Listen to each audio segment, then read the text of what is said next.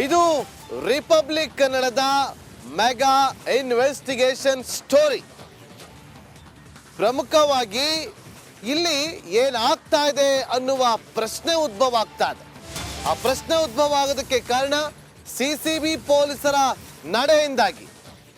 ಹಾಗಾದ್ರೆ ಸಿಸಿಬಿ ಪೊಲೀಸರು ಮಾಡಿರುವಂತ ಕೆಲಸವಾದ್ರೂ ಏನು?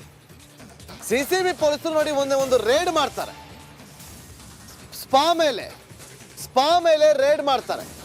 ಆ ಸ್ಪಾ ಮೇಲೆ ರೇಡ್ ಮಾಡಿದಾಗ ಒಂದಷ್ಟು ಎಡವಟ್ಟನ್ನ ಮಾಡ್ಕೊಂಡಿದ್ದಾರೆ.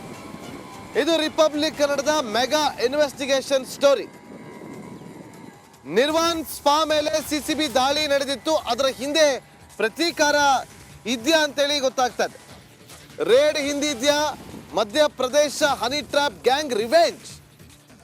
ತಿಂಗಳ ಹಿಂದೆ ನೋಡಿ, ಇಲ್ಲಿ ಒಂದಷ್ಟು ವಿಚಾರ. ಸಿಸಿಬಿ ಪೊಲೀಸರು KR ಪುರಂನ ಬಳಿ ಇರುವಂತಹ ಟಿನ್ ಫ್ಯಾಕ್ಟರಿ ಬಳಿ ಇರುವಂತಹ ಒಂದು ಸ್ಪಾ ಮೇಲೆ ರೇಡ್ ಮಾಡ್ತಾರೆ. ಆ ಸ್ಪಾ ಮೇಲೆ ಅಲ್ಲಿ ಅಕ್ರಮವಾಗಿ ಒಂದಷ್ಟು ಚಟುವಟಿಕೆಗಳನ್ನು ನಡೆಸ್ತಾ ಇದ್ರು ಅಂತೇಳಿ ರೇಡ್ ಮಾಡಿತ್ತು. ರೇಡ್ನ ವಿಚಾರವಾಗಿ ಒಂದಷ್ಟು ನಮ್ಮ ರಿಪಬ್ಲಿಕ್ ಕನ್ನಡ ಟೀಮ್ ಇನ್ವೆಸ್ಟಿಗೇಷನ್ ಮಾಡಿದಾಗ ಅಚ್ಚರಿಯ ಅಂಶಗಳು ಲಭಿಸಿದೆ. ಹಲವು ಅನುಮಾನಗಳು ಉಟ್ಕೊಳ್ತಾ ಇದೆ. ಮಧ್ಯಪ್ರದೇಶದ ಹನಿ ಟ್ರಾಪ್ ಗ್ಯಾಂಗ್ ಸಿಸಿಬಿಯನ್ನ ದಿಕ್ಕು ತಪ್ಪಿಸ್ತಾ ಅನ್ನೋ ಪ್ರಶ್ನೆ ಉದ್ಭವಿಸ್ತಾ ಇದೆ. ಮಿಸ್ಲೀಡ್ ಮಾಡಿರುವ ಸಾಧ್ಯತೆ ಕಂಡು ಬರ್ತಾ ಇದೆ. ಹನಿ ಟ್ರಾಪ್ನ ಕಿಂಗ್ ಪಿನ್ ಆರತಿ ದಯಾಳ್ ಸಂಚು ರೂಪಿಸಿದ್ರ. ಆರತಿ ದಯಾಳ್ ಮಧ್ಯಪ್ರದೇಶದ ಸರ್ಕಾರವನ್ನೇ ಅಲುಗಾಡಿಸಿದಂತಹ ಮಹಿಳೆ. ಚೆನ್ನಾಗಿ ನೆನಪಿರ್ಬೋದು.